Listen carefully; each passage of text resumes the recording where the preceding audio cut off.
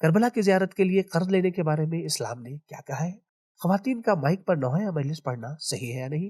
آئیے ان سوالات کے جوابات جانتے ہیں اس ویڈیو۔ سبیل کمنٹ، مختصر وقت میں 100 سے زائد علماء کے ذریعے شرعی سوالوں کے جوابات۔ آپ اپنے سوال سبیل کمنٹ پروگرام کے کمنٹ باکس میں پوچھ سکتے ہیں۔ بسم اللہ الرحمن الرحیم، اللہم صلی علی محمد وآل محمد وعجل فرجہم۔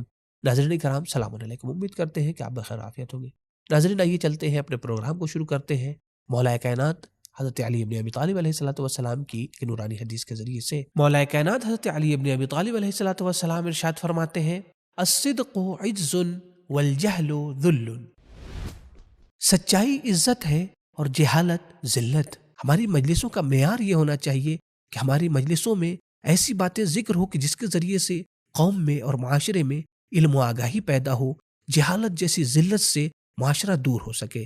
یقیناً امام حسین علیہ السلام کی مجلس میں معرفت حسین ابن علی کے ساتھ ساتھ معرفت حسین وقت کی ضرورت ہے، جہاں ضرورت ہے کہ امام زمانہ جل اللہ تعالیٰ فرجہ الشریف کو بھی ہم پہچانیں اور ان کے ظہور میں جو رکاوٹ ہے اسے ہم دور کریں۔ بنا کے تربت اصغر حسین روتے ہیں، بنا کے تربت اصغر حسین روتے ہیں۔ زمین میں چاند چھپا کر، زمین میں چاند چھپا کر حسین روتے ہیں، بنا کے تربت اصغر حسین روتے ہیں۔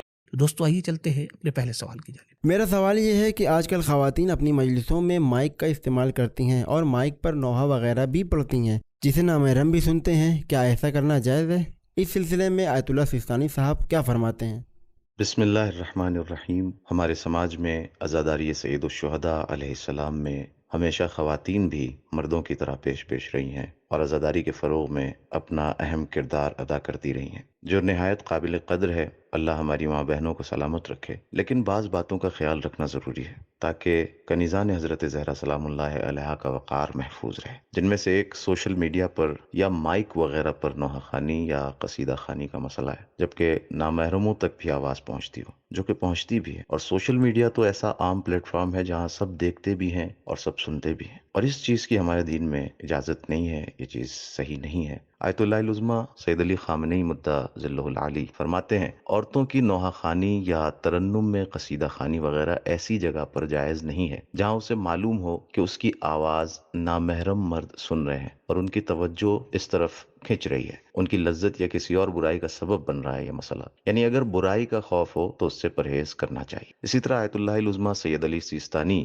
مدہ ذلہ العالی فرماتے ہیں کہ عورت کے لیے جائز نہیں ہے کہ وہ نامحرموں کے سامنے اپنی آواز باریک کرے اور اسے خوبصورت بنا کے کچھ پڑھے، جو کہ معمولاً نامحرم کی شہوت بڑھکانے اور لذت کا سبب ہے۔ الحمدللہ تمام عزادار خواتین ان باتوں کا خیال رکھتی ہیں اور حجاب و حیا کی مکمل پاسداری کرتی ہیں، لیکن کچھ ایسی بھی ہیں جو غفلت کے سبب یا احکام کا علم نہ ہونے کے سبب یا دین کو اہمیت نہ دینے کے سبب ان باتوں کا خیال نہیں رکھتی ہیں اور ترنم میں نوحے اور قصائد پڑھ کر اپنی ویڈیوز سوشل میڈیا پر اپلوڈ کیا کرتی ہیں، جس کی دین اجازت نہیں دیتا۔ یقیناً خود امام حسین علیہ السلام اس عمل کو پسند نہیں کرتے، چونکہ یہ کام دین کے خلاف ہے۔ ایسے کاموں سے قوم کی باعزت خواتین کا وقار مجروح ہوتا ہے۔ اسی طرح مردوں سے بھی گزارش ہے کہ جہاں خواتین مجلس و ماتم میں مصروف ہوں وہاں آس پاس موجود نہ رہیں تاکہ وہ پرسکون انداز میں عزائے سید الشہداء علیہ السلام منعقد کر سکے۔ مومنین کرام، اگر آپ سبیل میڈیا گروپ کو سپورٹ کرنا چاہتے ہیں تو پیٹریون کے ذریعے سے منتھلی ممبرشپ حاصل کر سکتے ہیں۔ اسی طریقے سے آپ خمس کی رقم کے ذریعے سے بھی سبیل میڈیا گروپ کو سپورٹ کر سکتے ہیں۔ آیت اللہ سیستانی حفظہ اللہ اور آیت اللہ خامنئی حفظہ اللہ دونوں مراجع کرام کے خمس کا اجازہ سبیل میڈیا گروپ کے پاس موجود ہے۔ ہماری آپ سے ساتھ ساتھ میں یہ گزارش ہے کہ آپ ہمارے تمام چینل کو ضرور سبسکرائب کریں اور دیگر مومنین کو بھی ہمارے تمام چینل کو سبسکرائب کرنے کی دعوت دیں۔ السلام علیکم مولانا صاحب، میرا سوال یہ ہے کہ اگر ایک بار مجلس کا تبرک لے لیا ہے اور اگر دوبارہ تبرک لینا چاہتا ہے تو بانی مجلس کی اجازت کے بغیر لے سکتا ہے؟ کیا ایسا کرنا جائز ہے؟ اس سوال کے جواب میں تو سب سے پہلی بات یہی ہے کہ دوسرے کا مال، دوسرے کا سامان، دوسرے کی چیز بغیر اجازت کے استعمال کرنا جائز نہیں ہے۔ سورہ نور کی 61 نمبر کی آیت ہے جس میں 11 جنگوں کے بارے میں 11 لوگوں کے بارے میں بیان کیا گیا ہے کہ یہ 11 گھر ایسے ہیں جہاں پہ آپ داخل ہو سکتے ہیں، البتہ سلام کر کے داخل ہو گھر میں۔ داخل ہونے کے بعد سے آپ وہاں جو جی میں آئے کھائیے، بغیر مانگے کھائیے، اپنا حق سمجھ کے کھائیے، جیسے بھی جی میں آئے، وہاں اجازت کی بھی ضرورت نہیں ہے۔ سورہ نور کی 61 نمبر کی آیت پر مراجعہ کیجیے گا۔ لیکن چونکہ مجلس ابا عبداللہ الحسین علیہ السلام ہے اور وہ تبرک ہے جو سب کے لیے ہے بغیر بانی مجلس کی اجازت کے۔ آپ کے گھر کی مجلس ہے تو کوئی مشکل نہیں ہے، لیکن اگر آپ کے گھر کی نہیں ہے، آپ کے دوست کے یہاں کی مجلس نہیں ہے، دوست یعنی بہت کلوز فرینڈ جسے کہتے ہیں، جس کے گھر میں آپ آ سکتے ہیں، جا سکتے ہیں، اس کے گھر کی چابی آپ کے پاس رہتی ہو، اس طرح سے، تو اگر ایسا کلوز فرینڈ ہے تو وہاں بھی آپ کھا سکتے ہیں، آپ کو اجازت کی ضرورت نہیں ہے۔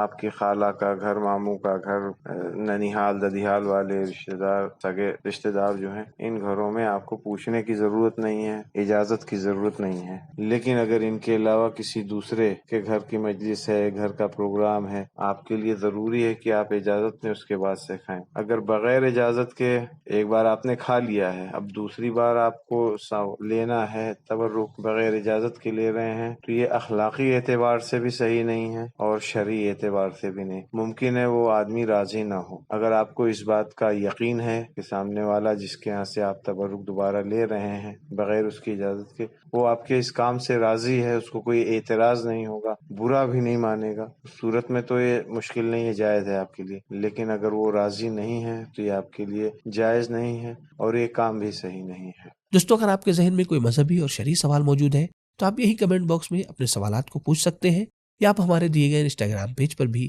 اپنے سوالات کو پوچھ سکتے ہیں۔ ٹیم کی پوری کوشش یہ ہوتی ہے کہ آپ کے سوالات کے جوابات جلد سے جلد آپ تک پہنچائیں۔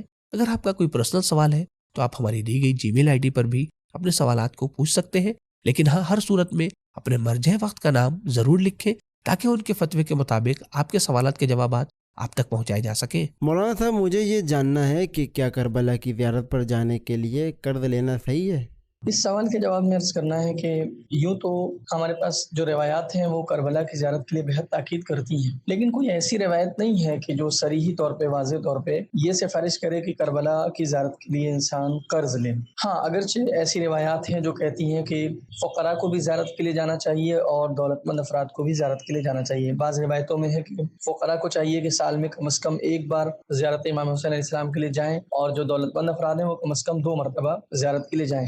یا بعض روایات ایسی ہیں جو کہتی ہیں کہ جو دولت مند افراد ہیں وہ 4 مہینے میں ایک بار کم از کم زیارت امام حسین السلام کے لیے جائیں۔ اب ممکن ہے کوئی یہ نتیجہ حاصل کرے ان روایات سے کہ جس میں فقراء کو زیارت کی تاکید کی گئی ہے کہ وہ فقراء کیسے جائیں گے زیارت پہ، ان کے پاس تو یہی ایک راستہ ہے کہ وہ قرض لیں اور زیارت پہ جائیں۔ تو اس میں یہ بات واضح کر دینا چاہتا ہوں کہ یہ جو نتیجہ ہے ضروری نہیں کہ یہی یقینی نتیجہ آپ حاصل کر سکیں ان روایات سے، بلکہ فقر ایک نسبی چیز بھی ہو سکتی ہے یہاں پہ، یعنی ریلیٹیو کانسیپٹ ہو سکتا ہے کہ اس انسان کو فقیر کہا جائے کہ جس کی مسافت دور ہے تو اس میں اخراجات زیادہ ہیں، اس بنا پہ اس کے پاس مالی حیثیت نہیں ہے زیارت کے لیے جانے کی، وگرنہ وہ فقیر نہیں ہے اس معنی میں کہ اس کے پاس کھانے پینے کے لیے نہیں ہے، ضروریات زندگی اس کی پوری نہیں ہو رہی، تو یہ بھی ایک نتیجہ لیا جا سکتا ہے۔ چنانچہ یہ ممکن ہے کہ یہاں پر فقیر سے مراد وہ لوگ ہوں جو کربلا سے نزدیک رہتے ہیں اور جن کے لیے زیارت پہ جانا آسان ہے اور زیادہ کوئی خرچ نہیں ہے، ان کو تاکید کی جا رہی ہو، یہ بھی ممکن ہے۔ اب یہاں پر یہ کہ یوں تو کوئی ایسی سفارش نہیں ہے روایات میں، لیکن ہاں، اگر کوئی انسان یہ سمجھتا ہے کہ وہ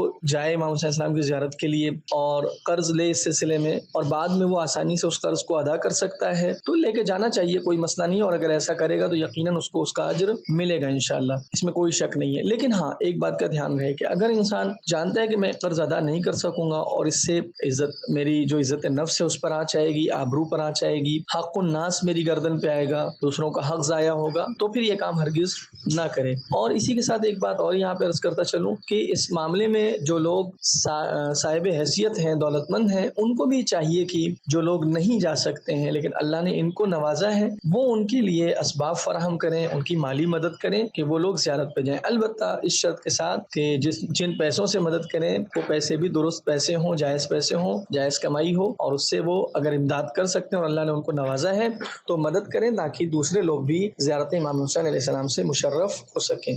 کیا محرم میں ٹی وی سیریلز وغیرہ دیکھ سکتے ہیں؟ اگر ٹی شرٹ پہ امام حسین یا دوسرے ائمہ کے نام لکھے ہوں تو پھر اس کو پہننے یا اسے دھلنے کا کیا طریقہ ہے؟ اور اگر پیرنٹس واجبات سے منع کریں تو پھر ہم کیا کریں؟ ان سوالوں کے جوابات کو جانیے اس ایپیسوڈ میں۔